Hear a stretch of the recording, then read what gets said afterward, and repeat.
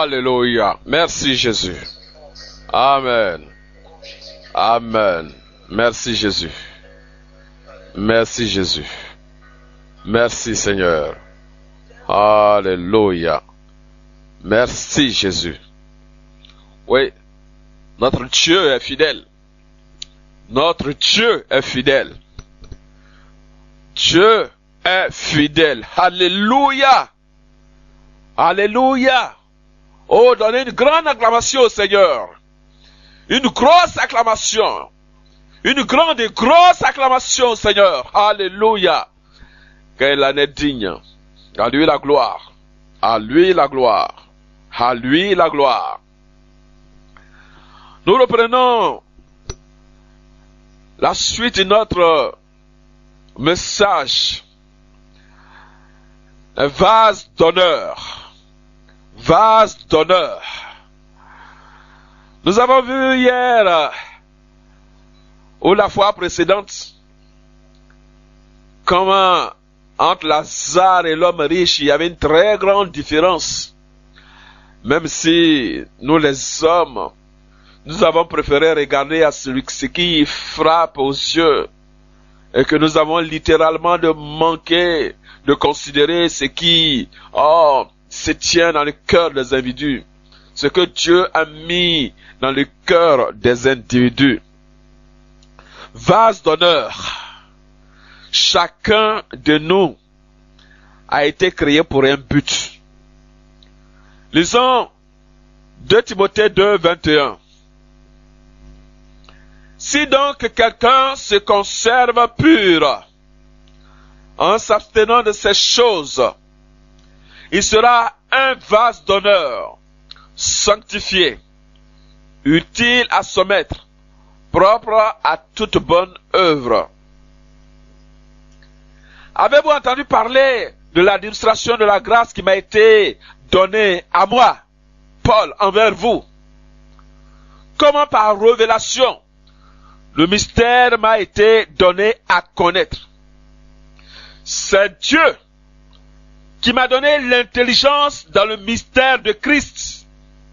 Poursuivit Paul en Éphésiens 3. Le sage soulignera, Dieu a fait toutes choses pour un but. Alléluia. Dieu a appelé chacun de nous ici ce matin pour un but. Alléluia. Tu es ici ce matin et tu écoutes ce message. C'est pour un but. Alléluia. Oh, nous ne sommes pas pour le hasard. Nous sommes pour la préscience de Dieu. Nous sommes pour la sagesse de Dieu. Non, mon ami, non, mes amis. Ce n'est pas à moi quand je marche à diriger mes pas. Mais à toi de le faire, Seigneur.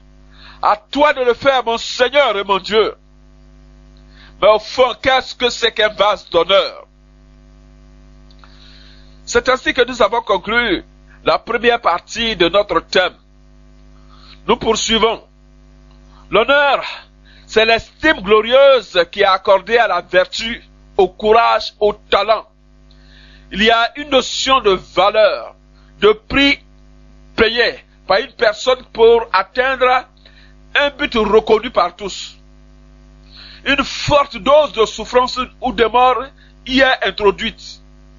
Honneur aux braves qui sont tombés, disent les soldats. Un vase d'honneur ferait-il référence aux joyaux en or, en argent, que nous immobilisons dans nos placards pour les grands jours?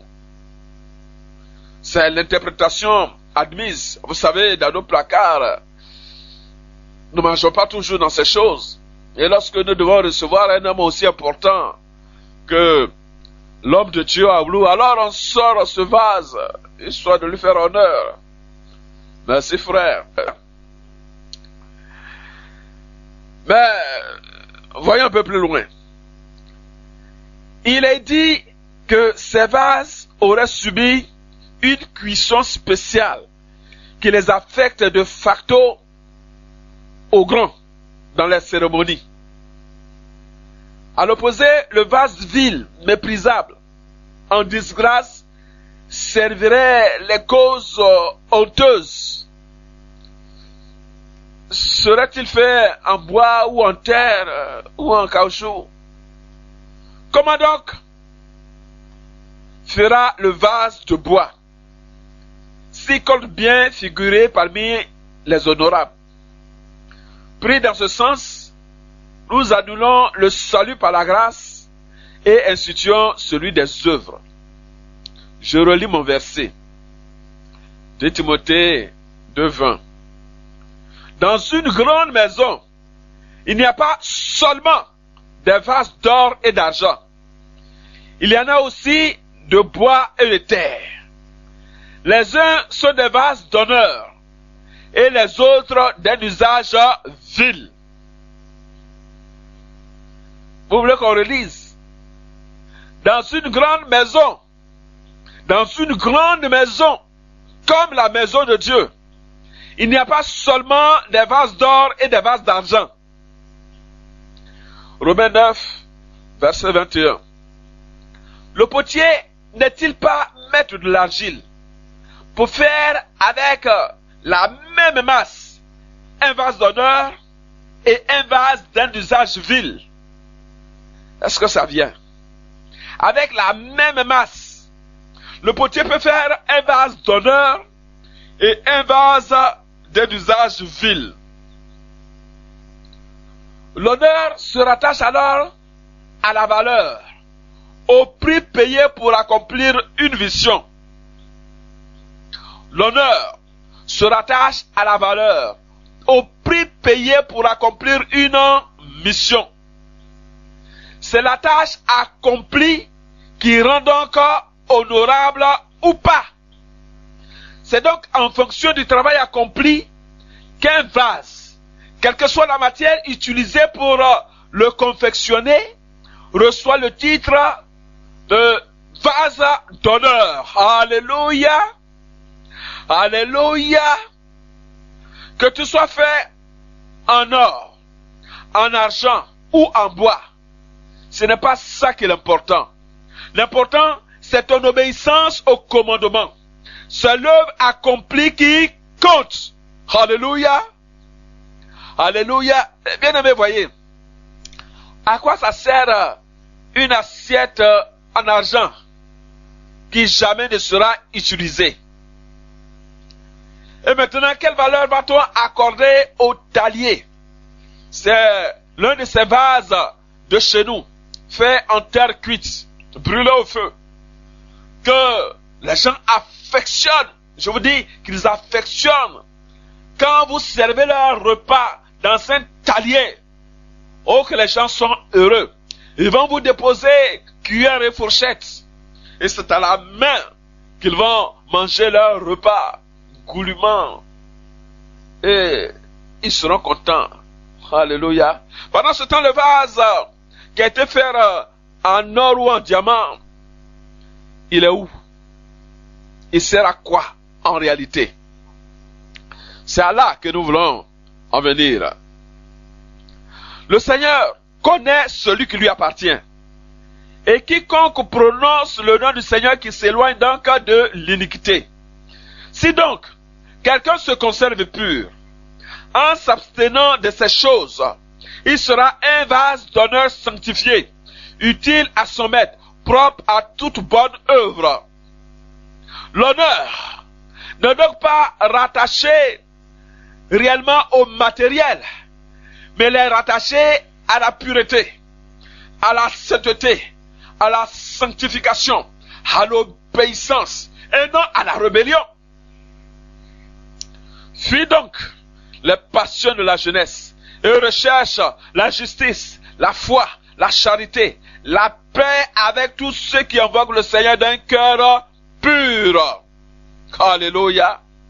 Si tu as fait un talier et que ta vie est sanctifiée et que ta vie est engagée dans la pureté, que ta vie est engagée dans la foi, dans la charité, dans la justice, et que ce sont ces choses-là qui sont les maîtres mots de ta vie, alors, comme Lazare, vase vase de bois, comme Lazare, tu es un vase d'honneur. Alléluia. Alléluia. N'oubliez pas que les hommes affectionnent les choses qui frappent les yeux, ce qui brille dans les yeux. Mais Dieu, lui, il regarde ce qui brille au fond de ton cœur. Oh, la pureté, la justice, l'obéissance, la fidélité, l'amour sont des caractères. Alléluia. Ton caractère, ton être, ton état, c'est ce qui fait de toi un vase d'honneur. Amen. Dites Amen. Gloire à ton nom. Personne ne n'est vase d'honneur, mais tu peux le devenir en t'abstenant de ces choses. Personne ne n'est vase d'honneur, mais tu peux le devenir en t'abstenant de ces choses. En te laissant confectionner par le potier, tu deviendras vase d'honneur. En suivant les indications du potier, tu deviendras vase d'honneur. En obéissant aux ordonnances du potier, tu seras un vase d'honneur. Parce que tu vas apprendre à t'abstenir de ces choses. Amen. Amen. Tu vas apprendre à t'abstenir de l'orgueil, de l'impudicité, de l'adultère, de la vanité. Tu vas éviter les vains discours, les discours vains et profanes. Car ceux qui les tiennent avancent toujours dans l'impiété. Ça veut dire qu'ils deviennent de plus en plus des vases vils. Des vases d'un usage vil. Rappelons-nous cette parole. En Matthieu 22, verset 12. Mon ami qui lui dit, comment es-tu entré ici sans avoir un habit de noces? Et cet homme eut la bouche fermée. Si tu refuses de suivre la méthodologie appliquée à tous, tu n'auras jamais à la fin la médaille d'honneur. Le vase d'honneur est un titre honorifique décerné à la fin d'une tâche. Alléluia. Le vase d'honneur, c'est une médaille qui te sera décernée ou pas à la fin de ta mission. Son maître lui dit, bien, c'est bien, bon et fidèle serviteur. Tu as été fidèle en peu de choses. Je te confierai beaucoup. Entre dans la joie de ton maître. C'est à quel moment on lui dit cela? C'est à la fin de sa mission. C'est à la fin de sa mission. C'est là au tribunal de Christ qu'on lui dit, c'est bien, la mission a été accomplie avec fidélité. La mission a été accomplie avec amour, avec justice, avec droiture, avec obéissance. Tu mérites la médaille d'honneur. Tu es un vase d'honneur. Alléluia. Alléluia. N'oublions pas que ce que nous sommes en train de faire ici maintenant, c'est un entraînement. Ce n'est même pas encore ici notre mission. Nous sommes en train de nous exercer pour régner sur des villes, dans le gouvernement de Dieu, dans le gouvernement qui sera présidé par Jésus-Christ lui-même. Alors, les vases d'honneur, ceux qui méritent l'honneur, auront pour gouvernement, auront sous leur direction 10 villes, 20 villes, 50 villes. C'est cela l'honneur. Alléluia. Alléluia. Oh, gloire à Jésus-Christ. Gloire à Jésus-Christ. Gloire à Jésus-Christ. L'honneur est une gratification due au plus louable. La femme vertueuse n'est pas née vertueuse. La vertu s'est attachée à elle dans son parcours. Elle a donc appris à travers l'épreuve à devenir vertueuse. À travers l'épreuve à devenir vertueuse. Alléluia. Non? Je ne suis pas sur la terre comme par un heureux hasard. ou après un défaut de manipulation génétique. Je suis là, dans cette famille que je déteste un peu et qui me le rend bien, parce que Dieu l'a planifié ainsi. D'ailleurs, je regarde ce père Pingrasouet qui refuse de délier bourse quand je suis dans le besoin. Je me dis, tu aurais pu quand même m'envoyer dans la famille du président et ma mission serait de ton facilité. Bon, enfin, Dieu a choisi de m'expédier dans une famille de 19 enfants. À la mort de papa, l'animosité s'installa. Chacun voulait maintenant avoir ce que ce dernier lui avait refusé de son vivant. Mo s'empara des plantations d'ananas et des comptes en banque. Ounien, un autre, se tint au sommet de l'immeuble construit sur la colline du quartier résidentiel. Amou balisa sa concession, construite par papa, empêchant les autres de traverser son territoire pour aller même aux chiottes. Et les petits derniers attendaient que je sonne la révolte en tant que fils aîné, que j'engage les tribunaux à leur rendre ce qui leur revenait de droit. Moi, je ne bronchais pas.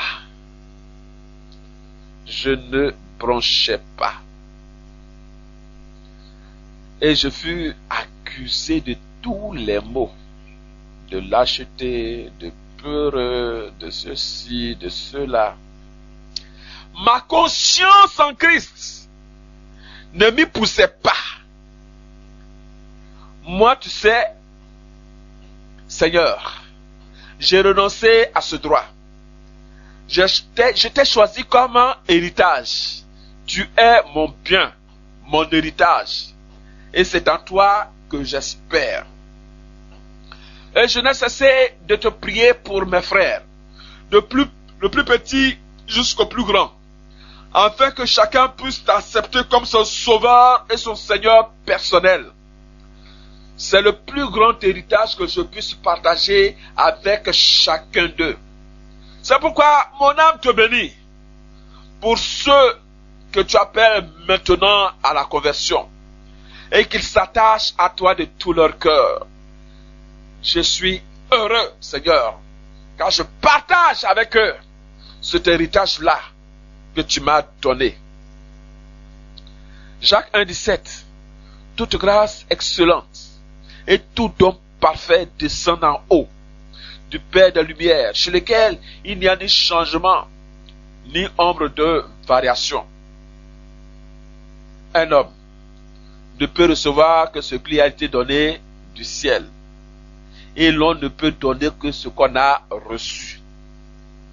Ce que j'ai reçu, chers petits frères, si vous m'écoutez ce jour, ce que j'ai reçu, chères petites sœurs, c'est Jésus-Christ. Et au nom de Jésus, je vous le donne. Amen. Amen. Je dois croire, n'est-ce pas, que c'est Dieu qui est aux commandes de toutes choses, qu'il sait lui faire concourir toutes choses au bien de ceux qui l'aiment, que ni la veuve, ni l'orphelin ne seront oubliés quand il jugera les actions des hommes pervers. Cependant, tu le dis toi-même, que chacun de ceux-là a été conçu pour un but. L'Éternel a tout fait pour un but, même le méchant pour le jour du malheur, selon Proverbe 16, verset 4. Oui, Dieu a envoyé Joseph en Égypte pour un but. Ses frères l'ont vendu pour un but. Ce garçon de 17 ans a souffert l'exil pour un but. La femme de Potiphar l'a accusé de viol pour glorifier ton nom. Alléluia. Tout est un but. Tout est pour un but devant le Dieu souverain qui écrit droit avec des lignes courbes. Alléluia. Dieu écrit droit avec des lignes courbes. Alléluia. Oui, j'y crois. Tous ceux qui nous insultent, nous poignardent, nous font la guerre, le font dans le but de tuer notre corps. Et ils ne parviennent pas seulement à nous égratigner, ils tuent notre corps. J'ai entendu les injures de Moab et les outrages des enfants d'Amnon quand ils insultaient mon peuple et se levaient avec arrogance contre ses frontières. Sophonie 2, verset 8. Ils ont fait cela avec Jésus. Ils lui ont planté des clous dans les membres et une flèche dans la poitrine. Oui, ils peuvent nous tuer ou nous blesser mortellement. Mais voilà, ne les craignons pas. Car toi, Dieu, tu entends leurs injures. Nos corps et notre corps possèdent le secret de la résurrection. Si ce n'est pour ici, c'est pour l'éternité. Alléluia. Nous sommes du vivant. Nous sommes en vie. Et nous serons toujours vivants.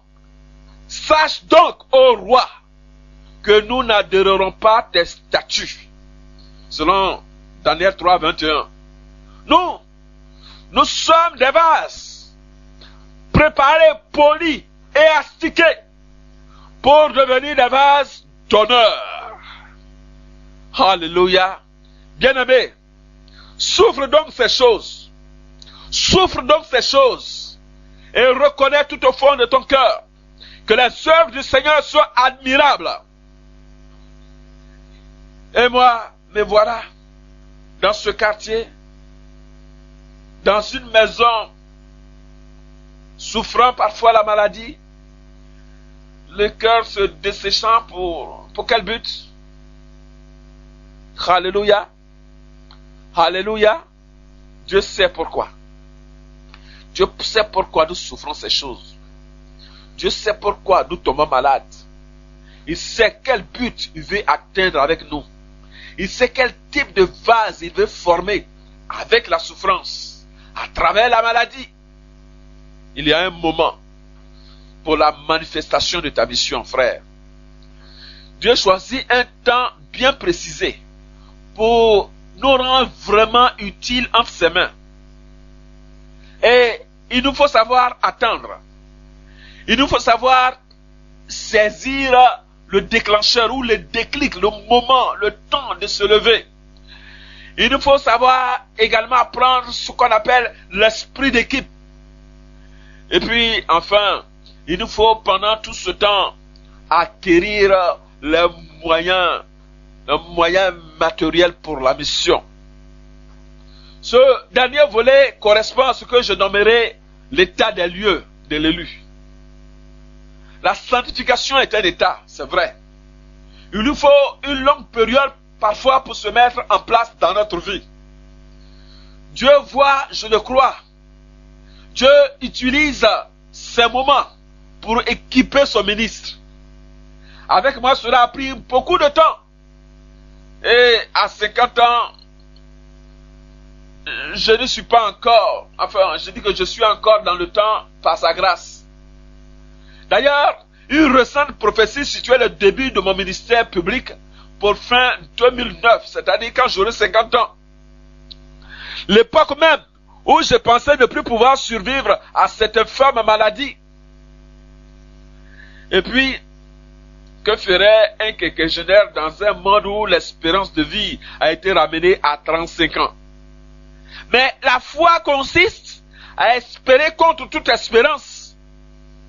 Abraham était âgé de 100 ans à la naissance d'Isaac, son fils. Il reçut pourtant la promesse qu'il n'avait que 75 ans. En ce moment-là encore, ça pouvait marcher un peu. Mais Dieu a attendu encore 25 ans.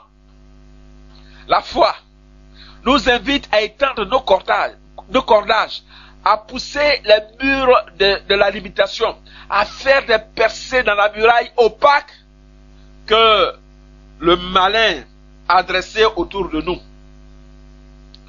Le diable a façonné les hommes pour qu'ils ne croient pas que ce qui leur permet de croire. Il a tout rendu impossible à nos yeux. Il nous brandit en prime le spectre de la mort, menaça constamment nos vies. Il nous fait chanter. C'est un maître chanteur. Et d'ailleurs, c'est un menteur. Nous croyons, nous autres croyants, nous n'avons pas la pensée du monde pour lui obéir. Abraham, cet homme de la même nature que moi, attendit la réalisation de la promesse 25 années durant, malgré ce chantage ignoble. Ce fut à 100 ans qu'il tint dans ses bras décharnés le fils promis. Puis, il vécut encore 75 ans et eut encore d'autres enfants avec des épouses de second rang. Abraham crut Dieu et cela lui fut imputé à justice. Alléluia. Je ne mourrai point, je vivrai, mes yeux contempleront et j'accomplirai les œuvres de l'Éternel. Alléluia. Certainement, les époques ne sont pas les mêmes et les régions aussi. Toutefois, Dieu est le même hier, aujourd'hui et éternellement. Ce n'est pas l'homme qui est digne de quelque chose, c'est Dieu qui peut tout. Goliath n'était pas un géant. Oui, Dieu seul est géant. Et il a fait toutes choses comme il l'a dit. Sinon, il ne le dirait pas. Dieu n'est point un homme pour mentir, ni fils d'un homme pour se repentir. Ce qu'il a dit, ne le fera-t-il pas? Ce qu'il a déclaré, ne l'exécutera-t-il pas? Nom 23, verset 19. Ces années d'attente, pour moi, personnellement, ont été marquées par toute espèce d'événements. L'homme ne fut point oisif, Dieu non plus d'ailleurs. Ce fut des moments de mise au point et de réglage des paramètres de l'alliance qui se tissaient entre les deux personnes. Abraham a vu sa chair se dessécher et pourtant il a continué de croire en celui qui lui avait fait la promesse. Il attendit donc. Si la prophétie tarde, attends-la. Elle s'accomplira certainement, qu'il dit. Mes propres années d'attente ont connu des vertes et des pas mûres. Elles sont arrivées à la limite de la catastrophe. Mais il a dit, donc j'attends qu'il finisse de m'apprêter et qu'enfin, dans les champs, je sois envoyé. Je dois être un travailleur habité par des certitudes et non des suppositions. Quand je prêche la parole de Dieu, je ne vais pas prêcher pour dire je pense que, je crois que, non. Je dis ce que je sais. Je veux prêcher et je prêche la parole de Dieu en prononçant, en disant, en parlant comme un oracle de Dieu. Je désire être habité par des certitudes et non des suppositions. Il est important pour moi de ne pas prendre la parole de Dieu en partie. Ce n'est pas une partie de la parole de Dieu qui m'intéresse. C'est toute la parole de Dieu. Et d'ailleurs, je me souviens lui avoir dit un jour, Seigneur, entre nous, c'est tout ou c'est rien. C'est tout ou c'est rien. Alléluia. Alléluia. Mais bien aimé, ce tout se paye cher. Ce tout se paye cher. Alors, pourquoi ne pas préférer le rien? Tu verras quoi. Que ce soit à la lettre ou compris spirituellement, c'est la totalité de cette parole que je veux admettre dans ma vie. Il y avait tellement de scories, de défauts à ôter de ma vie. Il y avait de l'orgueil, de la vanité, il y avait ce péché sexuel sur lequel je ne savais plus comment avoir la victoire. Il y avait les leçons mal assimilées et surtout ces actions mal coordonnées. J'avais surtout besoin de m'engager dans les champs, non pour le menu frétin, mais pour le plus gros du bureau, le plus gros poisson. Je voulais tout ou rien avec le Seigneur. Je ne voulais pas le servir à moitié chancelant, doutant. Je ne désirais qu'une chose, et je le désire toujours. Je vais constamment aller en eau profonde. Et chaque jour, je le réalise dans ma vie. La grâce de Dieu me suffit. Je vais de profondeur en profondeur dans la révélation de sa parole. Alléluia. Oh, alléluia. Bien aimé, souvent, je regarde les choses autour de moi et je ne suis point effrayé. J'ai des certitudes au fond de mon cœur. Voyez-vous, aujourd'hui, certains chrétiens sont en haut du palier, demain, dans la mélasse de la vallée. Moi aussi, j'ai pataugé dans la gadoue. Il me tardait qu'il me retire la force immonde de destruction et qu'il dresse mes pieds sur le roc et affermisse mes pas. Psaume 40, verset 3.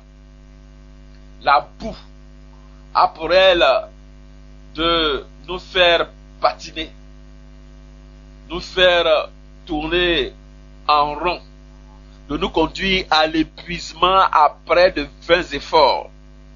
Les pieds dans la boue, nous tournerons la meule des esclaves jusqu'à ce que tombe de notre corps tout ce qui ne peut hériter du royaume de Dieu dans ce désert mouvant. Alléluia. Vous savez, j'ai vécu littéralement le même songe 3 fois de suite à des intervalles allant de 5 à 10 ans, soit près de 15 ans. J'ai vécu le même songe. Je veux dire que là où cela s'est arrêté la première fois, 5 années après cela, le songe a continué. Puis 5 années après, là où le dernier songe s'est arrêté, l'autre a continué. Frère, lorsque vous vivez de telles choses avec le Seigneur, une chose est sûre, il vous conduit de profondeur en profondeur, il vous a saisi et il ne vous lâchera pas. Et je lui disais souvent, Seigneur, mets les menottes. Oui, je veux que tu me saisisses par la main, c'est vrai, mais je veux que tu mettes les menottes. Là, quand bien même, je vais ouvrir ma propre main. Encore, je serai toujours entraîné après toi. Alléluia. Alléluia. Il était important que j'attende. Oui, Paul vécut son désert 3 ans et demi. Moïse séjourna 40 ans chez Mandia. Il se maria et s'occupait sainement loin d'Égyptiens battants hébreux. Moi, je suis parti quitter l'assemblée, femmes et enfants, amis. Il fallait que j'attende que Dieu veuille bien me reconstruire une autre vie. J'avais besoin d'une restauration de mon être tout entier. Je ne voulais plus prêcher l'évangile pour faire plaisir à qui que ce soit. Ni doctrine, ni assemblée, ni voilà ce que nous croyons dans notre assemblée. Je voulais être libre et prêcher tout l'évangile sans être retenu ni par mon pasteur qui est dans mon dos, ni par qui que ce soit. Je voulais connaître la liberté de l'évangile et je voulais annoncer cette liberté au monde entier. Je suis pour les réformes. Je suis pour les réformes. C'est pour cela que je crie encore. Reformez vos voix. Reformez vos voix. Et Dieu a fait de moi la voix qui crie au milieu de la nuit. Je suis le sceptre. Vous êtes les sarments. Sans moi, vous ne pouvez absolument rien accomplir. Selon Galates 1, verset 15. Mais lorsqu'il a plu à celui qui m'avait mis à part dans le sein de ma mère, et qui m'a appelé par sa grâce, de révéler en moi son Fils, afin que je l'annonçasse parmi les païens, aussitôt, je ne consultai ni la chair, ni le sang, et je ne m'étais point à Jérusalem vers ceux qui furent apôtres avant moi, mais je partais pour l'Arabie. Toutefois, l'histoire de Paul n'est pas la mienne. La quête de la liberté coûte cher. Elle isole. Si vous aimez la foule, si vous aimez les applaudissements, si vous aimez que les gens Oh, vous regardez qu'après votre sermon, les gens viennent vous entourer. Oh, pasteur, que tu as bien prêché. Oh, frère, le Seigneur te bénisse. Vraiment, tu es spirituel. Si vous aimez ces choses,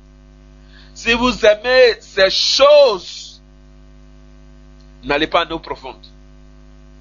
Ne suivez pas le Seigneur à nos profondes. N'avancez pas à nos profondes. Pendant des années, je fus considéré comme un paria, un étranger auprès de ceux qui m'adulaient dans le temps. Des pasteurs, qui sont pasteurs aujourd'hui, qui ont dormi dans le même lit que moi, que je conduis à leur propre mariage, qui ont utilisé ma chambre comme nuit de noces.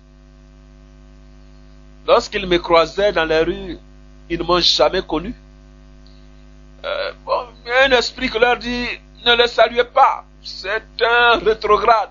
Il est animé d'un démon, si vous le saluez, vous allez vous souiller. Je fus un paria. Seuls les excommuniés, les culpabilisés et les rétrogrades furent parmi mes meilleurs amis. Alléluia. Oh, alléluia. Il a dit qu'il s'assembla autour de David. Des hommes qui avaient des dettes. Des hommes qu'on recherchait pour décapiter. Des hommes qui fuyaient leurs oppresseurs. Ils avaient des dettes, ils ne voulaient pas payer. Ce sont eux-là qui se sont assemblés auprès de David. Et ce sont eux-là qui, parmi les hommes de David, furent les héros de ce temps. Alléluia. À 40 ans, j'avais tout à recommencer. Il me fallait renaître de nouveau. Si toutefois, la première naissance s'était vraiment produite. C'était durant cette période de vache maigre que je découvris la naissance pour une naissance. Ces années de solitude furent des années d'enrichissement spirituel et de pleurs au milieu de la nuit. Alléluia, alléluia. Je vous ferai l'économie des 60 jours que j'ai passés dans le laboratoire virtuel de Dieu. 60 jours à découvrir l'existence des étapes de la fabrication d'un homme de Dieu. Et mon esprit s'ouvrit. Alléluia. Mon esprit s'ouvrit après ces 60 jours. Je les revois encore. Ces chers chrétiens qui sont semblables à moi. De ceux qui se confectionnent une troisième parole. Une moitié promesse de Dieu et l'autre moitié logique du monde. Cette troisième parole a fait de nous des êtres hybrides, ni froid, ni chaud, juste des hommes à vomir. Nous sommes devenus des sans volonté réelle. Nous croyons, mais nous n'osons pas. Il nous est plus facile de dire, tes péchés te sont pardonnés. Mais plus difficile de dire, prends ton lit et marche. Cet autre aspect de la foi comporte trop de risques, trop d'engagement. J'ai connu ces assemblées où les anciens, les diacres et les pasteurs n'osaient même pas s'approcher d'un démonisé, je veux dire, de quelqu'un en qui habitait un esprit impur pour dire au nom de Jésus, sors de cet homme. Ils n'osaient même pas. J'ai connu ces temps où c'était des enfants de nouveaux convertis qu'on consacrait à cette tâche parce qu'ils avaient un peu plus d'audace. Frère, ce n'est pas bien. Ce n'est pas bien. Je dirais même que c'est criminel. Parce que c'est contre la parole de Dieu que de mettre des responsabilités sur la tête des nouveaux convertis. Vous le savez, tu le sais, pourtant tu le fais. Reformons nos voix. Reformez vos voix. Reforme tes voix. À notre tour, nous avons conçu des hybrides qui remplissent nos lieux de culte. Une génération de croyants qui ne croient rien du tout et dont les consciences sont chargées et fermement soulagées malgré tout notre baragouinage des dimanches. Des chrétiens criant impurs, impurs à chaque rassemblement. Des chrétiens qui, lorsqu'ils viennent même pour l'adoration, vont prendre 90% de ce temps pour demander pardon au Seigneur. Des chrétiens culpabilisés à mort.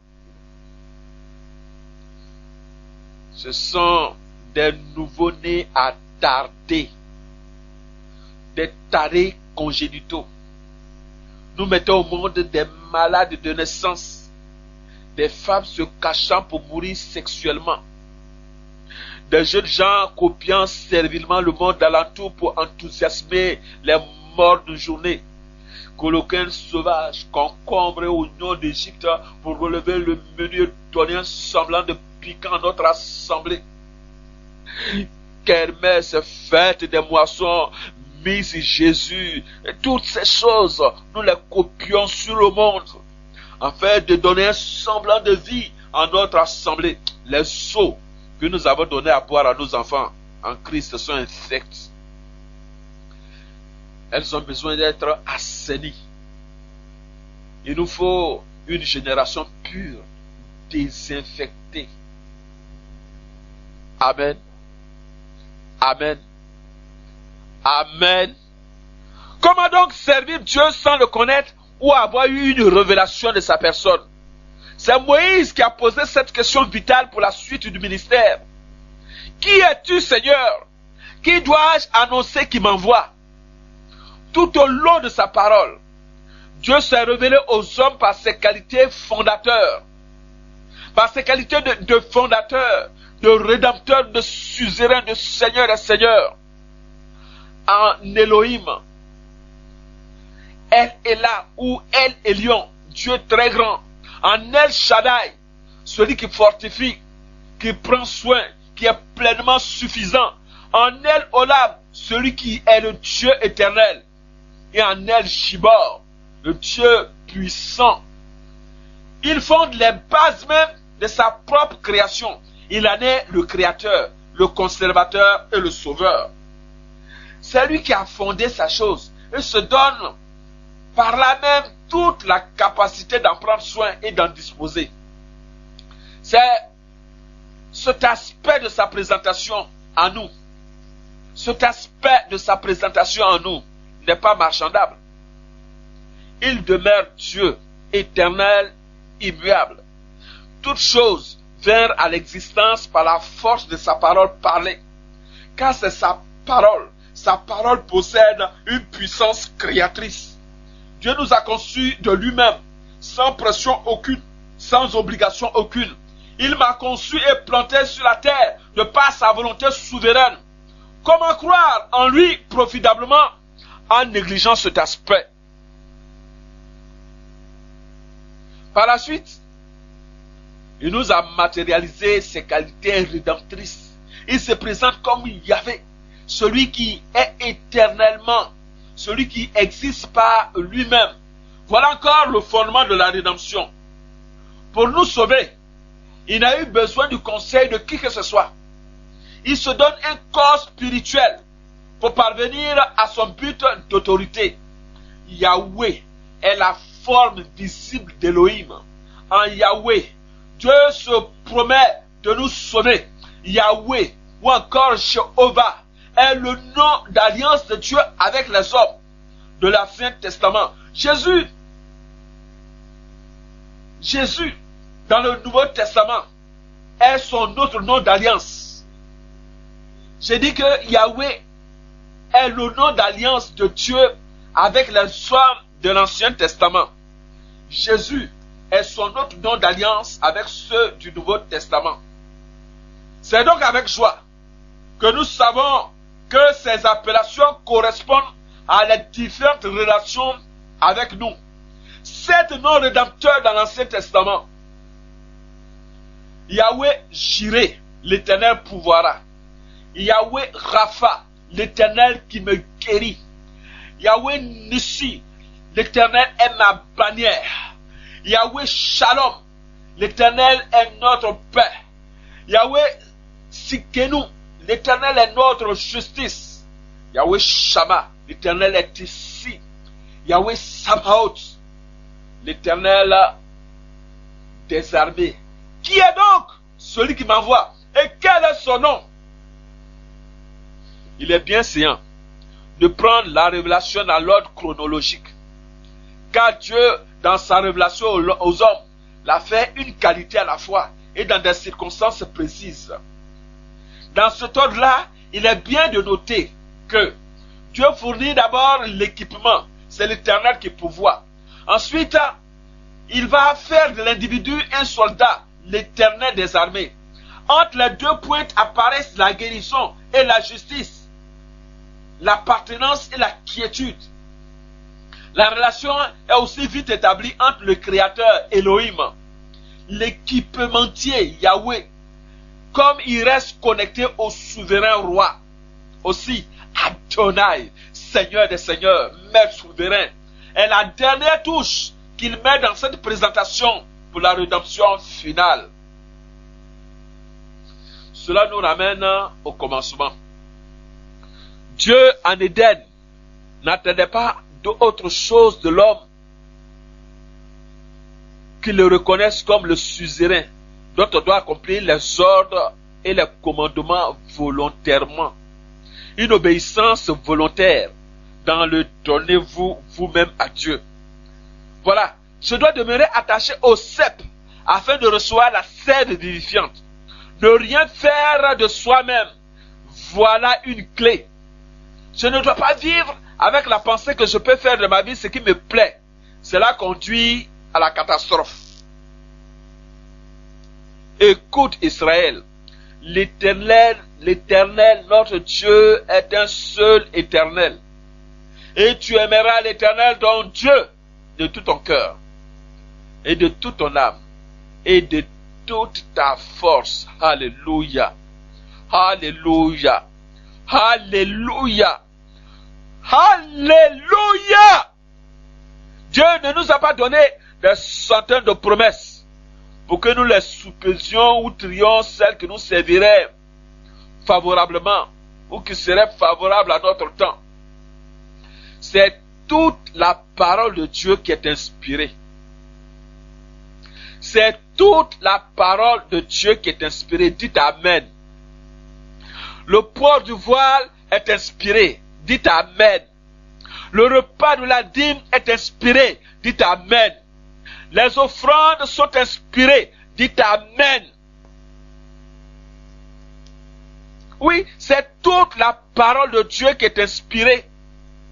Aussi, mon cœur doit être ouvert à ce qu'il me dit, en ce qui est écrit et en ce qui est audiblement dit autre part et qui est conforme à ce qui est écrit.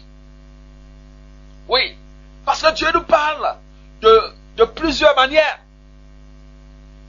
Et lorsque Dieu nous parle de plusieurs manières, revenez à la parole.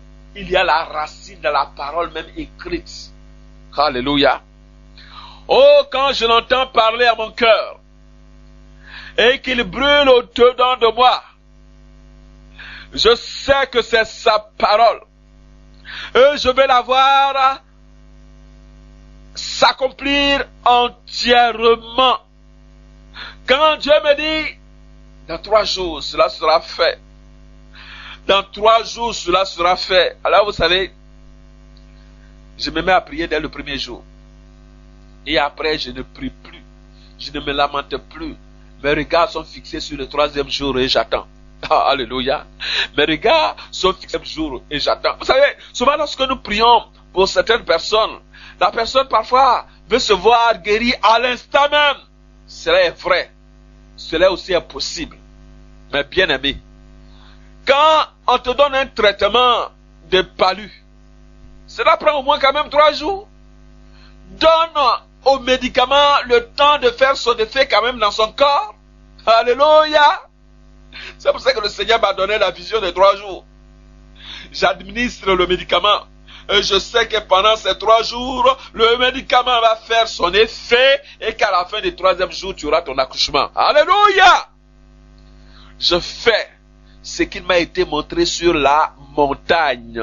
Amen. Amen. Amen. C'est pourquoi, quand je l'entends parler à mon cœur, quand je vois la vision de Dieu, quand je comprends le songe de Dieu, et qu'il brûle au-dedans de moi, je sais que c'est sa parole, et je veux la voir accomplir. Alors, il faut que je passe à l'action. Comme un sujet le doigt à son suzerain, je dois obéir. Le Seigneur Jésus-Christ est le Dieu véritable. Et moi, je n'aspire qu'à une chose, être un vase d'honneur. Je veux être un vase d'honneur. Bien-aimé, est-ce aussi ton aspiration? Est-ce que c'est aussi ton aspiration? Alors j'ai une chose à te dire, il ne faut pas enfanter avant le temps. Fille de Jérusalem, je vous en conjure, n'enfantez pas avant le temps. Ne soyez pas trop pressés. Donnez le temps au potier de vous modeler comme il se doit, afin que vous soyez des vases d'honneur. Shalom. Shalom frère. Son nom c'est Jésus. Il est le Dieu fidèle, il est le Dieu tout-puissant, il est le roi de gloire, et c'est lui qui l'accomplira dans nos vies. Nous espérons en lui, et notre espérance est véritable, car Dieu est fidèle. Soyez bénis dans le nom de Jésus-Christ. Amen. Dites un grand amen.